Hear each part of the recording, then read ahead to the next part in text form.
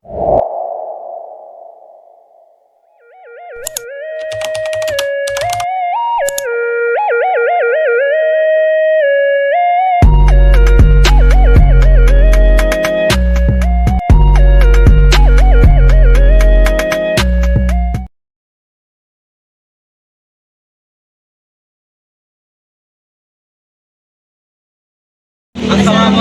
warahmatullahi wabarakatuh. Kami dari kelompok A akan menjelaskan 1 sampai 10 salah satu di antara kimia sintesis hijau.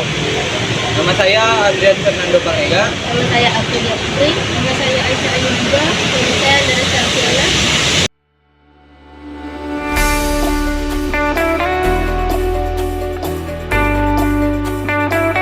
Definisi mencegah limbah adalah kegiatan praktik kegiatan penggunaan bahan atau energi yang meminimalkan dalam pembentukan polutan atau limbah untuk mengurangi dampak lingkungan terhadap pencemaran kesehatan manusia. Contoh, melakukan pengolahan limbah dengan benar, menggunakan bahan-bahan yang ramah lingkungan, tidak membuang sampah di sungai atau sumber air lainnya, menggunakan deterjen yang ramah lingkungan, menanam pohon di setiap lahan yang tersedia. Masalah, peningkatan limbah sampah yang dihasilkan masyarakat, tempat pembuangan dan daur ulang sampah yang kurang, polusi dan pencemaran tanah, air, dan udara diakibatkan oleh sampah. Solusinya adalah kita dapat melakukan dengan mengkelompokkan sampah, mendaur ulang sampah, dan memanfaatkan sampah, serta mengelokasikan sampah ke tempat yang lebih baik. Itu saja, terima kasih.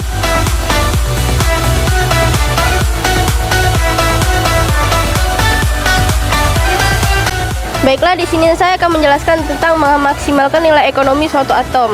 Nilai ekonomi atom adalah sebuah konsep perancangan proses kimia yang bisa mengubah semaksimal mungkin bahan baku menjadi produk target ketimbang menghasilkan senyawa sampingan.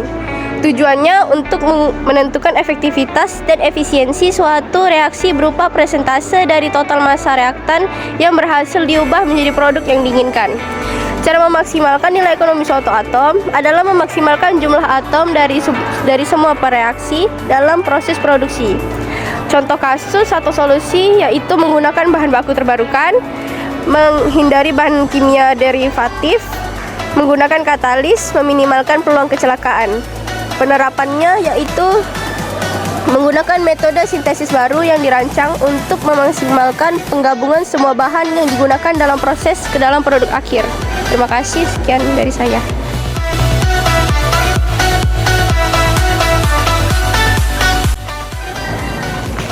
Di sini saya akan membahas tentang sintesis kimia yang bahayanya sedikit. Sintesis kimia adalah kegiatan melakukan reaksi kimia untuk memperoleh suatu produk kimia.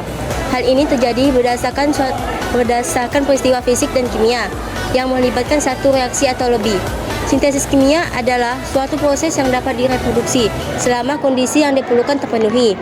Sintesis kimia dimulai dengan pemilihan senyawa kimia yang biasa disebut dengan sebutan reagen atau reaktan. Contoh penerapannya, penerapan katalis heterogen tanah liat terpilah untuk pengolahan air limbah. Contoh permasalahan, pembuatan plastik yang berbahan dasar petroleum. Solusi dari prinsip kimia hijau tersebut dengan menggunakan bahan baku yang dapat diperbarui. Contohnya yang berbahan dasar gula dari tanaman hasil pertanian yang dapat diperbarui. Terima kasih.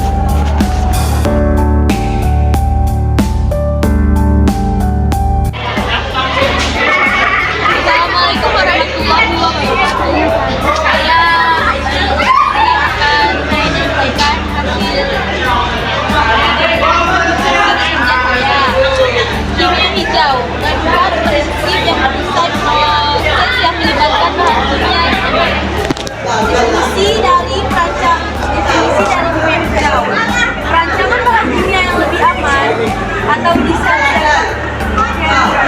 Prinsip kimia hijau menjelaskan bahwa produk kimia harus dirancang untuk mempertahankan fungsinya, sekaligus meminimalkan toksisitasnya.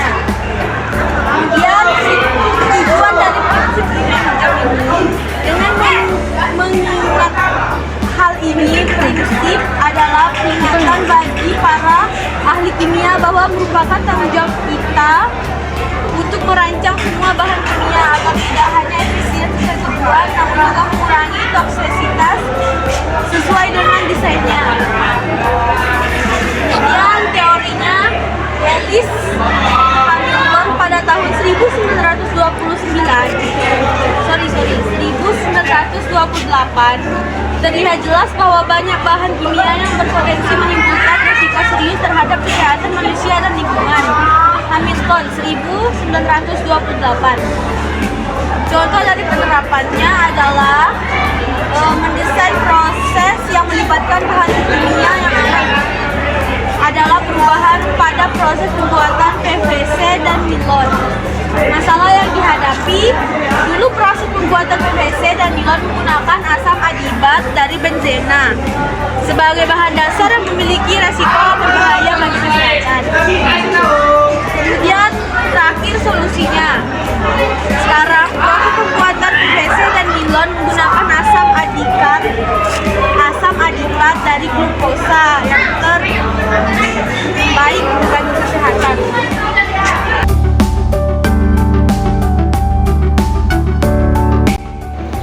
Saya akan membahas tentang pelarut dan kondisi reaksi yang lebih aman.